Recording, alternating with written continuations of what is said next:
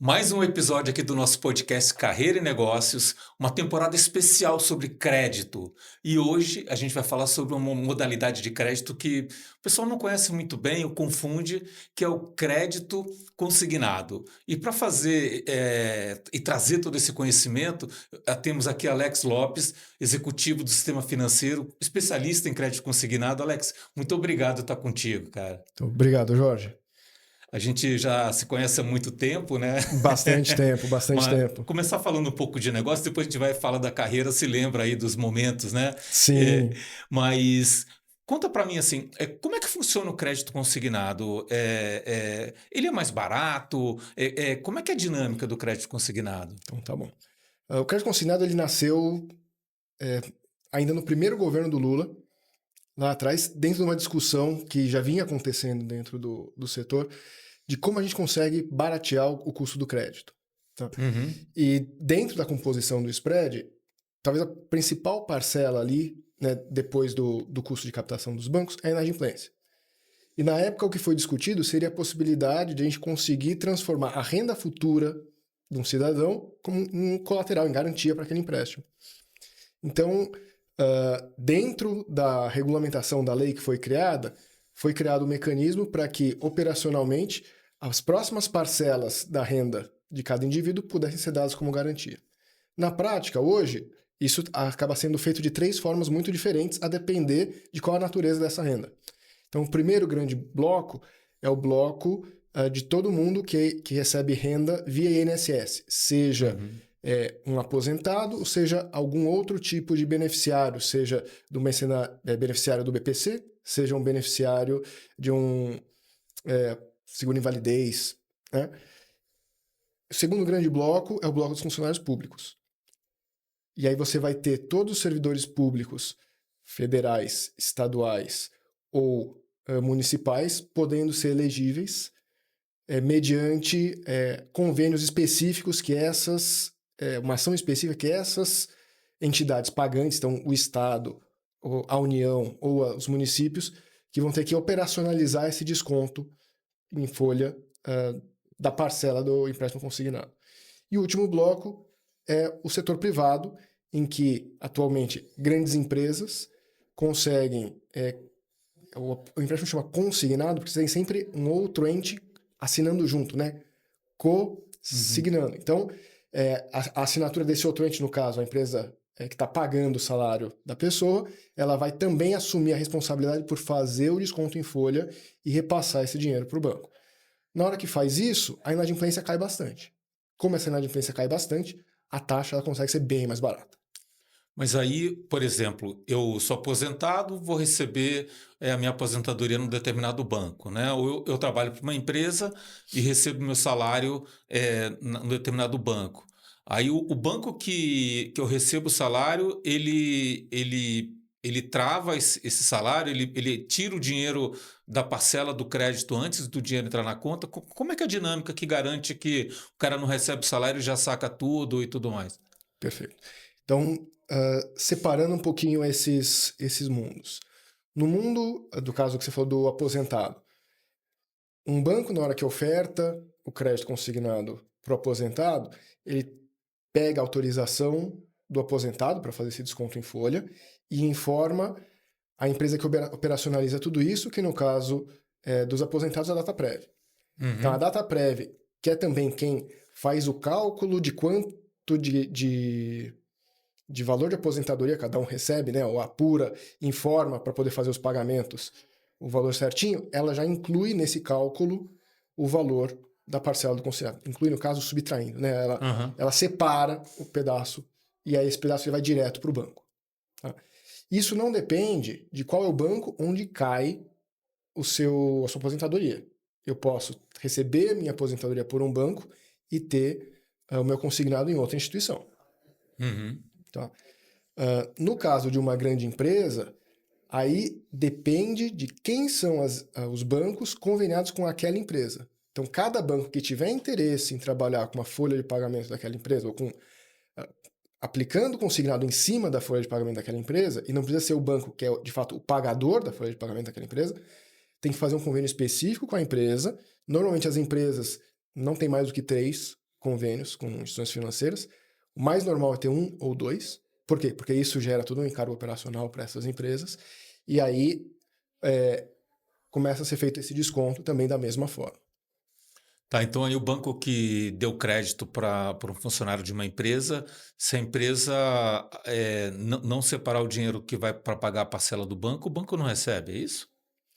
Isso, então tem isso também. Então, o banco ele está trocando um risco de crédito por um risco operacional. Qual é o risco operacional? O risco operacional é se a empresa não fizer o desconto em folha, ele não está recebendo. Ele vai continuar tendo um valor a receber, a cobrar da pessoa física que tomou o empréstimo, mas na prática é muito difícil ele conseguir recuperar esse valor. Passa a ser comparável ao empréstimo sem garantia, que daí tem uma inadimplência muitas vezes maior.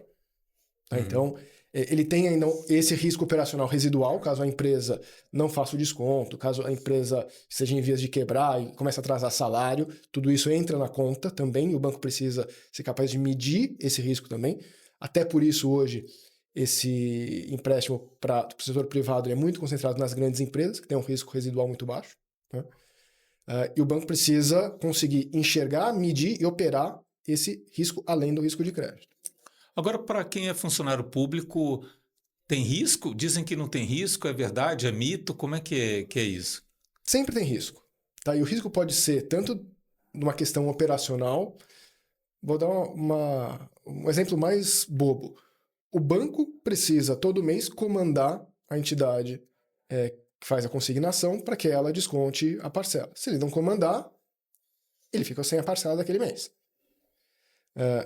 E você tem as questões que são as intrínsecas do negócio. Você vai ter toda uma questão de risco de mortalidade. Todo mundo que morre para de pagar naturalmente, não tem mais o salário para quitar. Você tem, no caso de funcionários públicos, ele pode, em algumas situações, ser exonerado. Ele pode, em algumas situações, ter uma aposentadoria, seja na data prevista ou seja antecipada. E aí, cada situação diferente pode levar a um tipo diferente de inadimplência. Alguns convênios podem, na previsão contratual, ter alguma previsão específica de como que isso é operacionalizado, e aí pode ficar um risco um pouquinho maior, um pouquinho menor, mas, de modo geral, sempre tem risco. Então, quando o governo fala, mas consignado, tô achando que a taxa é alta, por que não tem risco? Sempre tem algum risco. O Estado pode não pagar aquele mês, aí também não paga a parcela. Também, Né? a gente já teve vários casos de estados e municípios atrasando a folha de pagamento do funcionalismo, ou algumas vezes até pagava em dia o funcionário público, mas retinha a parcela dos bancos. E aí teve um imbróglio jurídico bastante grande. No fim, lógico que depois de algum tempo, você consegue reaver o dinheiro, em alguma hora a coisa conseguiu se acertar, mas como o dinheiro no tempo custa, acaba não vindo corrigido, então isso gera perda da mesma forma. E a taxa de juros é mais baixa, né? É bastante mais baixa. Então, para você ter ideia, hoje um crédito pessoal ele está girando aí na casa de 8, 10% ao mês, né, de taxa. Um crédito pessoal sem garantias. O crédito consignado do INSS, por exemplo, hoje ele está com uma taxa de 1,66, é a que está sendo praticada hoje e foi aprovada ontem, é uma mudança nessa taxa de 1,80 ao mês para começar a valer, normalmente é 5 dias depois da publicação, a decisão do CNPS foi ontem, então para daqui uns 10 dias vai estar valendo já essa nova taxa de 1,80. E aí como é que funciona nos bastidores, assim, né? Então, quando a gente vai falar de crédito, a crédito pessoal, crédito clean, eu vou num birô, avalio o risco do cliente, avalio capacidade de pagamento. Um banco que está dando crédito consignado, o que ele olha? O beabá é o mesmo, Jorge. A capacidade de pagamento ela acaba sendo muito mais direta, porque para todo mundo que é elegível a consignado, você acaba tendo mecanismos muito mais simples de você conhecer a renda de fato da pessoa. Então, no caso do INSS, você tem a IN100, e no caso dos outros convênios, você consegue consultar a renda da pessoa. Então, eu sei exatamente qual é a capacidade de pagamento. Por uma questão regulatória, você só pode descontar até um percentual específico da renda do empregado. Então, ali você tem a visibilidade de quanto que você pode descontar e qual que vai ser o valor de cada parcela. E hoje está em quanto? Hoje você tem... cada convênio é um valor diferente, tá?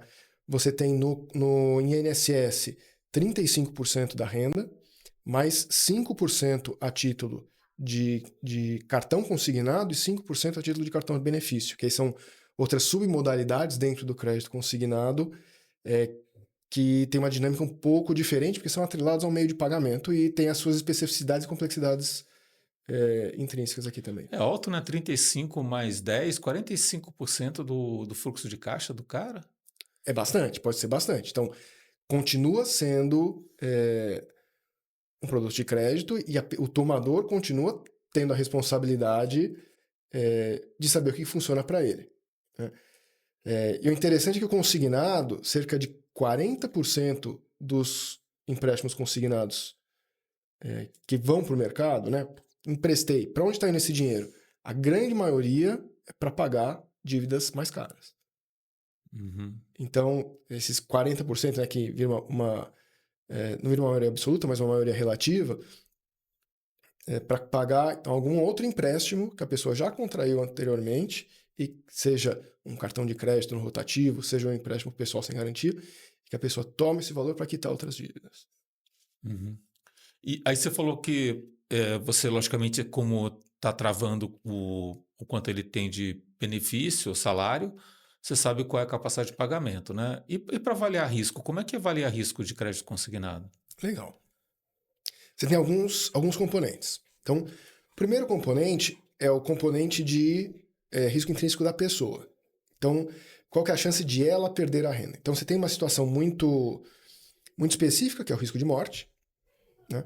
O risco de morte você consegue avaliar de acordo com tábuas atuariais, então é mais ou menos mesmo cálculo que é feito quando uma seguradora avalia um risco de seguro de vida, né? Então, existe muita estatística disponível a esse respeito, você consegue montar as bases de dados e segregar em função idade, geografia, algumas outras variáveis para segregar esse tipo de mortalidade da população. Você tem outros tipos de risco, que é o tipo de risco do ente pagador. Seja a União, seja um estado, um município, ou, no caso do setor privado, a empresa específica. E aí esse risco você precisa medir também, e aí essa medição ela acaba ficando mais parecida, essa última no caso de uma inadimplência de PJ. Então, ter também esse entendimento de como se mede esse risco também é importante. E aí tem modelo para risco, por exemplo, se for o funcionário público, como é que você avalia o risco? Tá. Primeiro que você sempre depende de ter os dados históricos. Então, quando o banco ele já opera aquele convênio há bastante tempo, você consegue ter uma massa de dados para conseguir olhar quais são os clusters de clientes perfis diferentes lá dentro e como que isso se comporta ao longo do tempo. Né? Então, desde a chance de uma exoneração, ou às vezes teve algo no passado também, questões de teve uma reforma de previdência, começou a comer um pouco da renda da pessoa antes da margem consignável, então caía um pouco da margem consignável, isso machuca também na inadimplência. Você começa a identificar esses eventos e a partir desse histórico você consegue estimar o que vai ter de possibilidade para frente.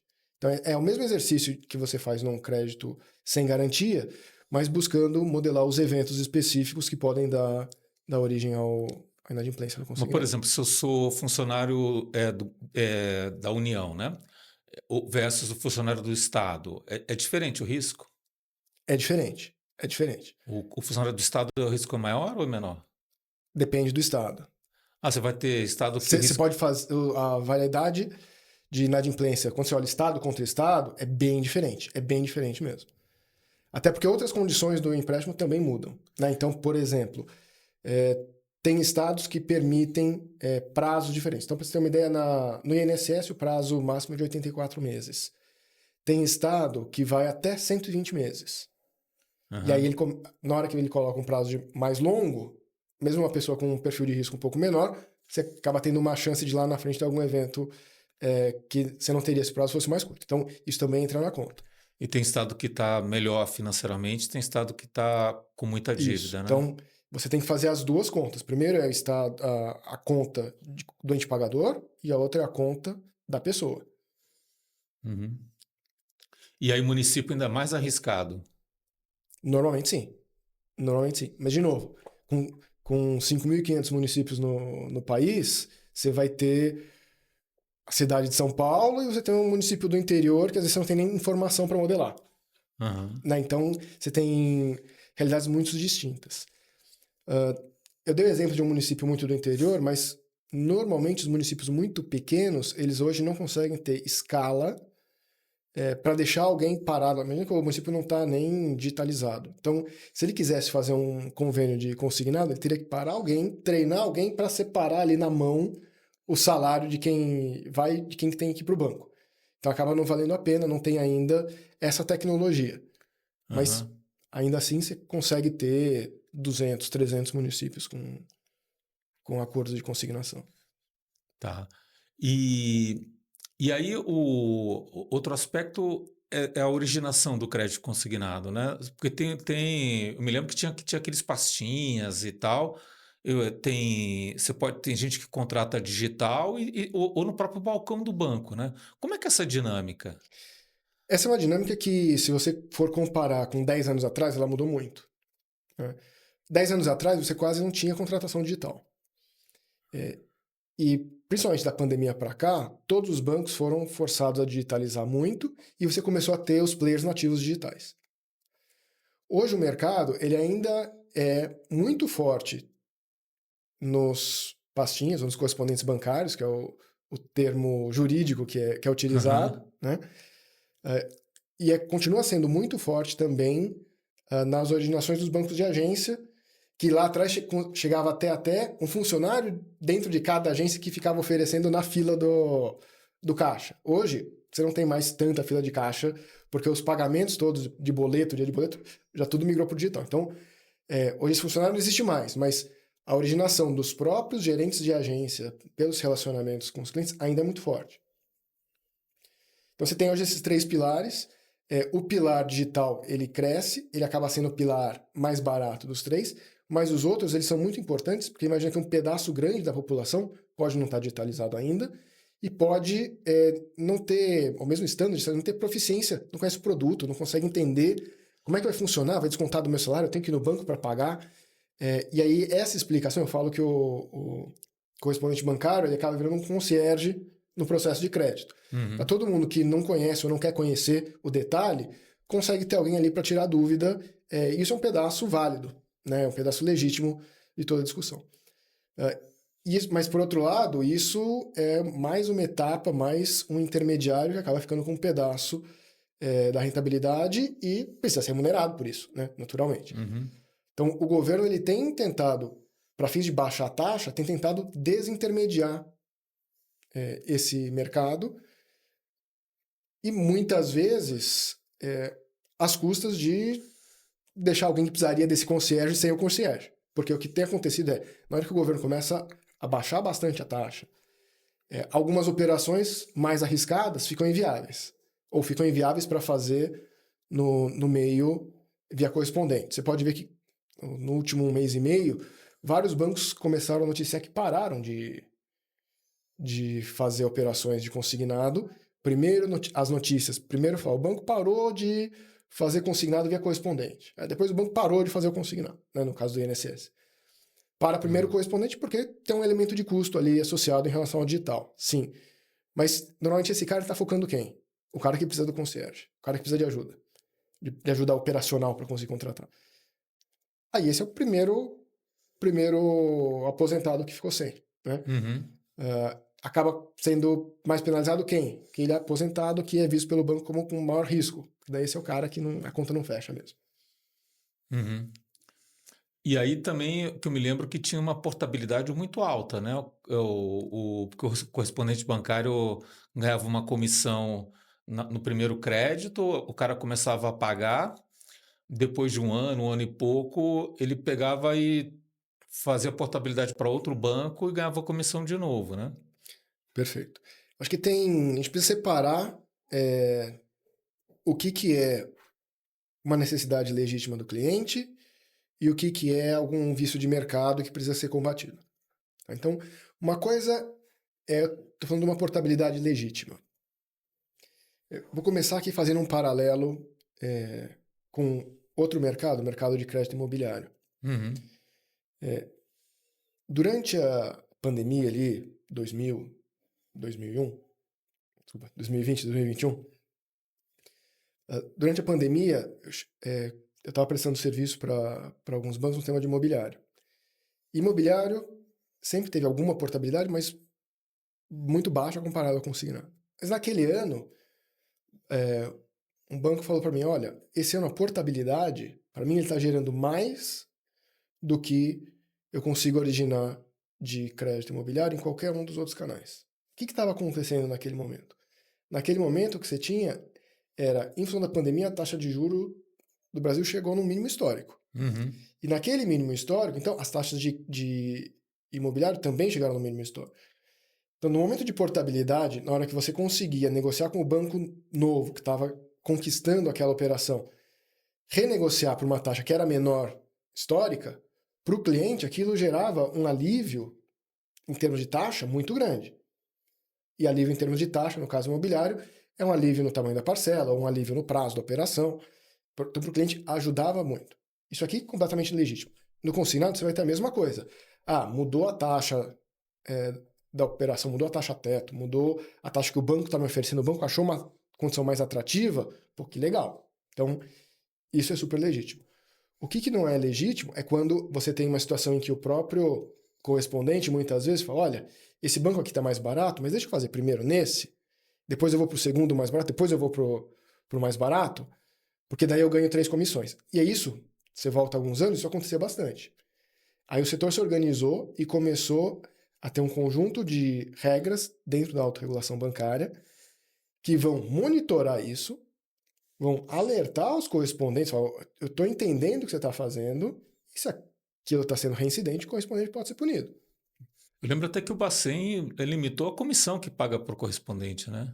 Limitou também. Então hoje você tem um teto que você pode pagar no máximo 6% de comissão à vista para o correspondente. E aí todo o restante, você continua podendo pagar quanto você achar que deve na operação. Uhum. Mas todo o restante, ele precisa ser diferido ao longo do ciclo de vida da operação e aí atrelado à existência da operação. Então, vamos supor que eu tivesse acordado aqui 10% de comissão, que hoje é uma comissão irreal. O mercado está muito abaixo disso já, tá? Mas que fosse 10%. Estou falando com 10%, pago 6 no início da operação e os outros 4 pontos percentuais eu vou pagar um pedacinho aqui a cada mês. Uhum. Aí no 12º mês, terminou o primeiro ano, teve a portabilidade. Então, a partir de agora, eu paro de pagar aquele restante de comissão que estava faltando. Uhum. Não, muito bom. E aí é um crédito mais fácil de vender, o consignado, do que o crédito comum para vender a carteira para outro banco, né? Vender carteira. Vender Então, carteira. Então, a gente saiu aqui de uma conversa de operação de varejo para uma operação de atacado, né? Isso. Legal. O consignado acaba sendo muito mais fácil de vender pelo motivo certo e pelo motivo errado. Então, vou te explicar aqui que é o seguinte. Qual que é o motivo que ajuda a vender? Como a inadimplência é mais controlada, é mais fácil alguém que não tem um histórico daquela carteira específica estimar o risco de crédito daquela carteira. Uhum. Né? Então, tem mais simetria de informação, né? Tem mais simetria de informação, perfeito. Então, para dar o exemplo que eu dei, o risco de mortalidade a gente pega por uma tábua atuarial. Né? Então você consegue, a mesma tábua atuarial que é pública. Então você consegue ter alguns mecanismos. Além desse risco de mortalidade, você precisa agregar outros componentes, mas você tem mais informação. Quando você vai... aí você começa, tem um banco que precisa fazer resultado, tá? Ruim de resultado, vai lá, vende uma carteira. Você pode ter um banco que vende porque está precisando de liquidez, não tem funding. Né? Então, a gente, banco muito pequeno, começou a operar agora, originou a carteira hoje, vende semana que vem para conseguir continuar girando. Tem banco que vende para antecipar resultado. Então, tive aqui alguma despesa extraordinária, quero reportar um número melhor no resultado, eu vendo a minha carteira hoje, estou abrindo mão de rentabilidade futura, mas antecipo o resultado todo hoje, gera um número legal para mostrar para o acionista. Então, tem essas situações. E capital? Capital também. Então, o quarto item é Basileia. Então, estou vendo que eu estou ficando apertado em termos de índice de Basileia. Então, precisaria ter um lucro extraordinário, reter esse lucro extraordinário para fazer capital. Então, você faz a mesma coisa. Você vende, gera esse lucro extraordinário, retém isso, não distribui para o acionista, transforma em capital e reequaliza a Basileia. Então, isso aconteceu muito. E ao longo do tempo, você pode, se acompanhar os balanços, quem origina bastante consignado começou a ter soluço em Basileia, você vai ver que tem uma venda de carteira depois. Né? Começou a oscilar bastante resultado, começou a ter alguma despesa extraordinária, tem venda de carteira depois. Isso é normal. E normalmente as instituições que têm mais estabilidade são as compradoras, os grandes bancos, grandes conglomerados, vão comprando e começou a ter muita compra mais recentemente de fundos. Né? Um monte de FDIC começou a comprar essas carteiras. Isso aqui eu falei que é o lado bacana que viabiliza todo o mercado. Qual que é o lado complexo disso e que às vezes pode vir a dar problema? Você precificar ou esquecer de precificar um outro risco da operação de consignado, que é o risco da portabilidade que você mencionou. Então, seja quando você é o primeiro banco que está lá originando e que paga uma comissão para originar, ou seja, quando você é um banco que está comprando uma carteira com um ágio, você coloca um ágio, né, eu estou pagando mais pela carteira do que é o valor de face dela, na esperança de ter uma rentabilidade. Se daqui 3 meses, ou no limite, se amanhã bate um correspondente na porta desse cliente e fala, você não quer ir para outro banco, leva, faz a portabilidade para outro banco, aquela empresa que comprou aquela operação, ela fica sem operação. Porque a dinâmica é essa. É que ela comprou o fluxo de caixa futuro, né? Se cessou o fluxo... Cessou o fluxo. E isso pode não estar precificado. E aí você tem bastante assimetria de informação, porque quem não está no mercado não enxerga qual que é a taxa de portabilidade típica de cada tipo de operação, que também é diferente do INSS para o consignado público, para o privado, bastante diferente. Eu me lembro assim que tinha operações de 5 anos que a portabilidade ocorria no 18 meses, né? Uma coisa assim, né? Isso, entre o mês 12 e o 24 são os meses que você tem mais portabilidade dentro de uma carteira. Então, ao mesmo tempo, quem está comprando muitas vezes acaba preferindo comprar um fluxo mais longo, porque dá para dar um ágio melhor, porque quem está vendendo, está precisando fazer dinheiro, se ele vender um fluxo longo, ele acaba conseguindo ganhar mais, mas se quem está comprando compra um fluxo muito longo, ele está mais exposto a esse risco. E aí, na hora em que ele não sabe precificar isso, aí acaba dando negócio. Não, muito bom. Bom, acho que a gente falou bastante aqui de crédito consignado, aproveitar aqui para fazer a propaganda aqui do nosso patrocinador, né, a mentoria aqui Inteligência Digital. Se você tem uma empresa com mais de 10 milhões de contas a receber, contata a gente faz um diagnóstico e se tiver business case, aplica todo esse conhecimento para capturar esse ganho, né?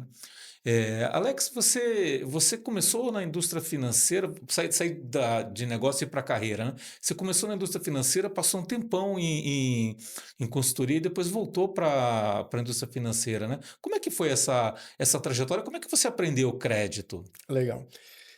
Eu comecei na indústria financeira, meu primeiro contato com a vida profissional foi no Itaú. Eu fiz um estágio, né, que foram poucos meses, mas que ajudou a despertar em mim o gostinho pelo mundo de gestão financeira. Mas na época que eu me formei, estava muito em moda ir para consultoria. Né? As consultorias iam nas faculdades, faziam grandes programas de seleção. Me interessei e fui para a Kearney. Na Kearney fiquei 3 anos e lá, chegando como recém-contratado, fiz estágio lá também, né? Então, estágio na Kearney também. A discussão, bom, em que indústria cada um vai trabalhar? Você já fez um estágio no Itaú, vai para banco. Então, comemorei, né? Comemorei. E aquela época na Kearney a gente fazia muito projeto na indústria financeira. Tinha né? muito. Era naquela época, a principal indústria daquele escritório era a indústria financeira. Então, é onde que mais tinha projeto mesmo. Então, ainda de tudo, tinha alguma experiência, foi alocado lá. E logo nos primeiros projetos, comecei a ter contato com temas de crédito.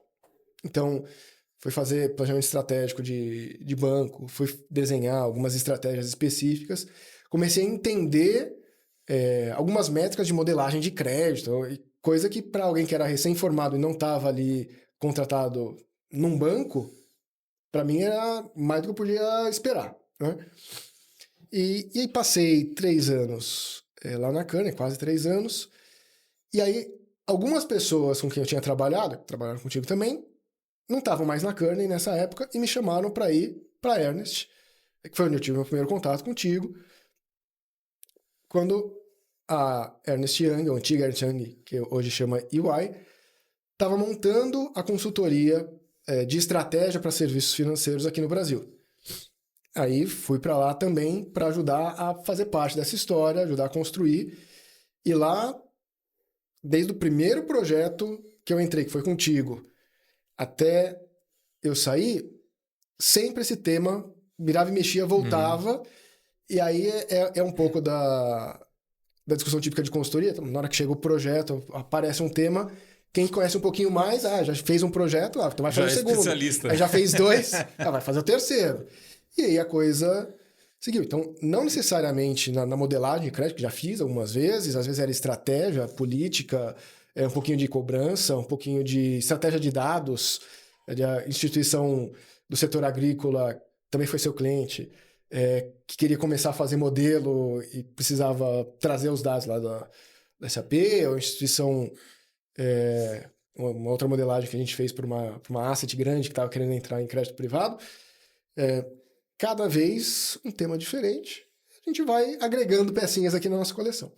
Depois de um bom tempo lá na UI, então eu já estava aqui há 12 anos e meio, aí surgiu a oportunidade de ir para o Banco Pan. Isso era uma coisa que sempre tive atrás da minha orelha, assim, essa pulguinha de como será que é do outro lado do balcão. Né? Será que a dinâmica é diferente? Será que... O que será que tem lá? Então, topei o desafio, fui para lá para fazer toda a parte de finanças e precificação do crédito consignado. E aí fiquei lá os últimos 18 meses, aprendi um monte de coisa, tive um monte de desafio, e aí agora estou num períodozinho sabático, curtindo um pouco mais a família e pensando em que tema que eu vou me aventurar agora.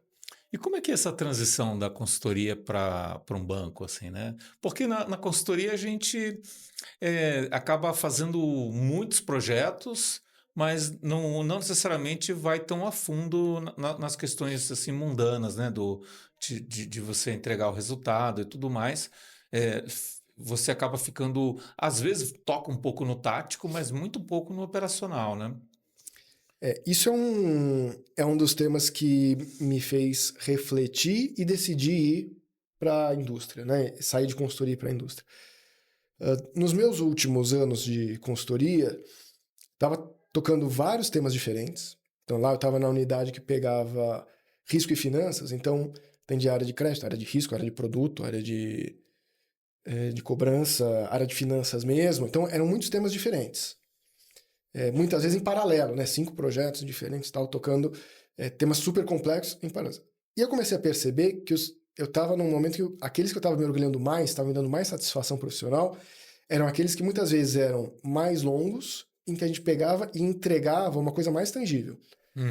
Então, seja num que a gente pegou e montou o ciclo de crédito inteiro, né? Não tinha, começou a ter, colocou a política, colocou o modelo, colocou a governança e tal. Seja junto que a gente fez uma revisão de risco operacional, revisando cada etapa do ciclo de gestão do cliente, e colocava equipe para ajudar a tocar. E aí a gente fazia até um apoio até de gestão, porque a gente fazia a gestão da nossa equipe, a gente fazia a gestão da equipe dele, trocava figurinha, eu comecei a ver que isso estava dando mais resultado. Então achei que isso ia me trazer uma satisfação diferente. Então fui buscar isso. Quando eu cheguei lá, eu comecei a ter uma percepção complementar também, que eu não tinha tanta clareza antes, é que quando você vai falar da consultoria, você vai levar alguma solução para a instituição financeira, você sempre leva o estado da arte.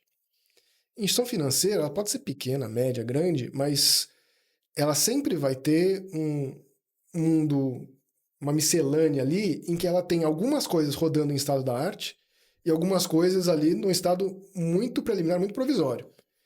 Então, às vezes está falando de alguma coisa que está em estado de arte, não, aqui ele só está indo do nível 1, ele quer chegar no nível 3. Ele não quer saber do que tem no nível 5. E outra, você está levando para ele nível 5 e fala, eu não estou nem aí, isso aqui eu já faço. E aí, acertar esse ajuste fino de, tá bom, o que faz sentido para ele, eu acho que é uma coisa que talvez em consultoria, sem ter estado do outro lado, é difícil de perceber. Uhum.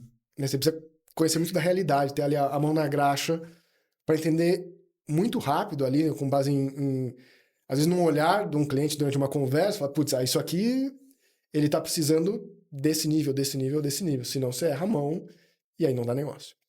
Uhum. E aí, aproveitando, você falou do Banco Pan. O Banco Pan é um banco que passou por um processo forte de digitalização, né? Então, como é que você vê a indústria financeira, essa transformação? Você acha que os bancos tradicionais estão preparados para competir com as fintechs? Qual é a tua percepção? Bom, quando a gente fala de bancos tradicionais, a gente está falando de muita gente. Quando a gente fala de fintech, a gente está falando de muita gente. Uhum. Então, tem um pedaço dessa história que é o mercado financeiro brasileiro, ele tem muito espaço no sentido que ele é muito grande. Então, do mesmo jeito que a gente teve algumas empresas que começaram como fintechs, hoje já nem são classificadas mais como fintechs, porque cresceram muito, no Nubank da vida, que são alguns cases de sucesso, uma Stone, uma PagSeguro, cresceram muito e hoje já desgarraram daquela visão inicial. E você tem outras fintechs que estão começando. Os bancos tradicionais, eles estão numa batalha árdua, e alguns sendo mais bem-sucedidos, outros menos, ou em algumas frentes mais bem-sucedidas, em outras menos, de conseguir se digitalizar a forceps. Eles têm todos ainda um grande gargalo, que é a troca do sistema de core bancário, que, de modo geral, é da década de 80 em todos os grandes bancos. E aí, essa troca vai ainda gerar cabelo branco para muita gente lá dentro. As fintechs, o desafio delas é o oposto. Elas têm mais agilidade, elas conseguem inovar muito mais, mas inovação é um jogo de tentativa e erro. E a discussão é quanto de fôlego e quantas vezes elas conseguem errar até fazer um acerto que viabilize o negócio. Então você vê, às vezes, muita fintech com muita iniciativa, muita energia, com capital, inclusive, para viabilizar algumas coisas, mas que está testando, ainda pivotando muito e com dificuldade de achar o modelo certo. E aí, obviamente, alguns vão ficar pelo caminho, mas a gente ainda vai ver mais uma boa meia dúzia aqui que vai falar, eu vim para ficar e cada vez se consolidando mais. E o que você acha que funciona melhor? Pegar um profissional que já tem essa base financeira, gestão de risco, e ensinar a parte agile, ou pegar uma pessoa que é nativa digital e ensinar o que é banking, o que é gestão de risco? Legal. Eu acho, e aí, se você está falando de uma pessoa, eu acho que formar talentos, né? formar talentos. Eu acho mais fácil você pegar alguém que tem a expertise de vivência de instituição financeira e transformar ela em agile do que o contrário. Pegar alguém que é um agilista puro, viver um mundo mais ágil e tentar dar toda a bagagem de crédito, de estatística, de dados e tudo isso, porque acho que é uma jornada mais longa. Uma jornada mais longa. E por que é mais longa a jornada? Eu acho que talvez tenha alguns conhecimentos que são mais fundamentais, que são mais alicerces para você empilhar, que muitas vezes a pessoa às vezes não teve, você tem que voltar alguns passos, né? Muito na linha da inteligência analítica que você fala que você precisa conseguir formular a hipótese, você precisa conseguir enxergar o mundo como uma sucessão de eventos encadeados, lógicos, e pensar na sua estratégia para testar essa hipótese, isso eu enxergo como uma coisa que talvez demande mais, é um caminho mais longo, treinável, super treinável, mas é um pouco mais longo do que treinar a pessoa em ser mais ágil, em pensar a solução pequena, em pensar, faz o pequeno, depois pivota, depois deu certo, aí você vê como escala. Isso parece que é um caminho mais fácil de ser treinado com pessoas que estejam bem profundas nesse tema. Uhum.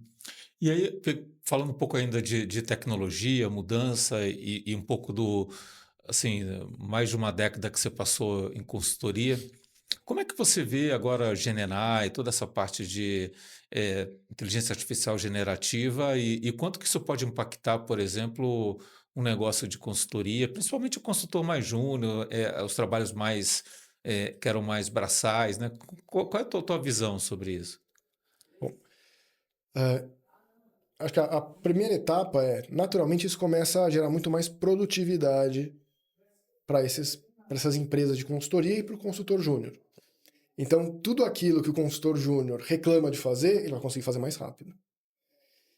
Isso, por um lado,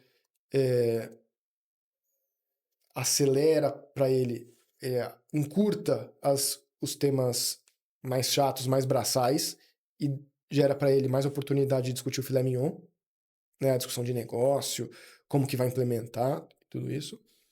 Por outro lado, pode ser que as empresas de consultoria elas passem a ter uma estrutura com uma pirâmide cada vez menos de base larga. Ela comece a se afunilar um pouco mais.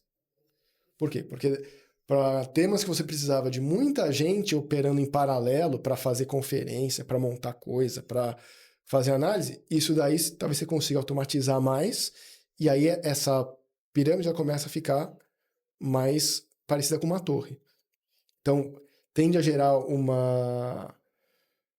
um gargalo maior na entrada nas empresas de consultoria, que vão começar a contratar menos, mas para o cara que está lá dentro, isso vai ser ótimo.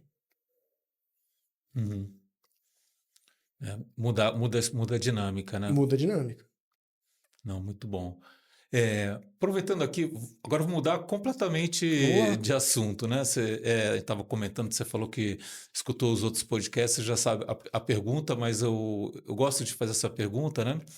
Se alguém chegasse para você e falasse, olha, você vai viver 50, 100 anos a mais que os seus avós, né? Primeiro, seria uma boa, uma má notícia, e o que você está fazendo com relação a isso? Legal. De fato, eu vi os podcasts, e quando você fez essa pergunta da última vez, eu falei, será que eu vou viver 50 anos mais que os meus avós? Eu fui fazer a conta. Se eu pegar a média de idade dos meus avós, qual que é a chance de eu conseguir viver mais? Eu acho que tem uma chance razoável de eu viver 50 anos mais. 100 eu não sei, mas 50 anos tem uma chance razoável. O que eu estou fazendo tem, acho que duas coisas que eu tenho feito mais recentemente, né?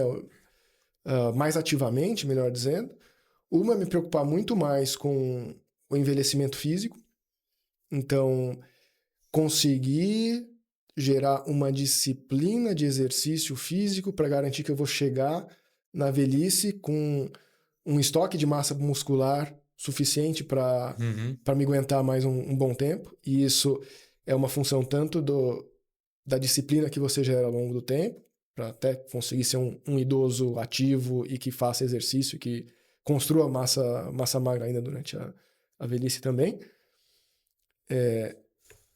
Então, uma questão é a disciplina, e a outra questão é o estoque em si, né? Que aí vai ser decorrente daquilo que a gente já está trabalhando agora. Então, esse é um bloco. E o outro bloco é a parte financeira. Então, a parte financeira é como é que a gente se prepara, tanto em termos, de novo, de estoque financeiro e conseguir poupar, conseguir investir, quanto do ponto de vista profissional para garantir uma longevidade produtiva. Então, quando a gente olha as discussões previdenciárias, já que eu falei de tábua atuarial, né? Pensar que a minha geração vai parar de trabalhar com 65 anos é irreal. É muito mais provável de pensar em 70, 75 anos, 80, dando aqui alguma esticada, mas conseguir mirar, trabalhar de forma produtiva, com as adaptações que forem necessárias, né? O jeito que uma pessoa de 75 anos hoje trabalha é diferente do jeito que uma pessoa de 40 anos trabalha. Mas ser produtivo aos 75, para gerar rendas aos 75, para dali até os 120 anos, que foi a conta que eu fiz, conseguir viver do estoque, aí funciona. Então, esses são os 2 temas que eu tenho pensado mais, me preocupado mais, me preparado mais. Não tenho dúvida que vão surgir outros. Não, muito bom, né? E assim, se você olhar as tábuas atuariais, a velocidade com que aumenta a expectativa de vida, né? Então, década de 40 eram 40 anos, agora está em 77, 78. Então, faz a conta das 5 meses e meio por ano de aumento, né? Então, dizem que quando chegar próximo dos 11, você bate no ponto de inflexão, né? Então, aí a pessoa só morre se for algum acidente e tal, Uhum, e aí, aparentemente, sim, viveria muito mais, né? perfeito. Então, a pergunta é quando, né? Eu acredito muito, eu só não sei quando. Tem gente que fala que é daqui a 10 anos, né? Eu acho que é muito próximo, Acho né? curto, Mas, de qualquer forma, por via das dúvidas, é bom estar preparado, né? Perfeito. Tanto em termos de saúde quanto financeiro, né? Senão... Perfeito, perfeito. Não, muito bom. É, Alex, cara, se alguém quiser te procurar, te encontrar, como é que faz? Bom, tenho meu LinkedIn, tenho conversado com muita gente, até que eu não conhecia, pelo próprio LinkedIn. É, pode me procurar por Alex Cardoso Lopes, Uhum. tá? Ou até por e-mail mesmo, alex.cardoso.lopes@gmail.com. Não, muito bom. Deixa eu pegar aqui, cara, ó, esse livro aqui é o Inabalável. São várias histórias de superação, né? E a minha história é a que eu fiquei 2 dias perdido no mar, né? Então tem o relato, o que aconteceu, como foi, né? É bem interessante, Já né? tive a oportunidade de ouvir uma versão bem resumida que você contou no almoço uma vez, mas com certeza eu vou gostar mais de ler no livro. Né? Alguma vez falar, ó, escreve um livro que aí você não tem que ficar contando a história toda vez, né? Então, eu até comecei a escrever um livro. Aqui é um pedaço, é um resumo da história, mas Legal, já legal. conta assim, né? Já traz essa visão, né? Bem legal. Bom, se você gostou, né, uma aula aqui sobre crédito consignado, não é todo mundo que conhece bem essa modalidade de crédito, né? Compartilha, segue a gente no canal, divulga, né? Passa que essa série sobre crédito está muito didática, então tem muito material bastante interessante para aprofundar, e aprofundar não é o que é o crédito, mas como é que o banco faz, como é que eu monto o modelo, como é que eu estimo renda, né? Então a gente conseguiu aqui no detalhe, Alex, muito obrigado aqui pela sua participação, cara. Estamos à disposição, Jorge. Perfeito. Eu que agradeço. Foi?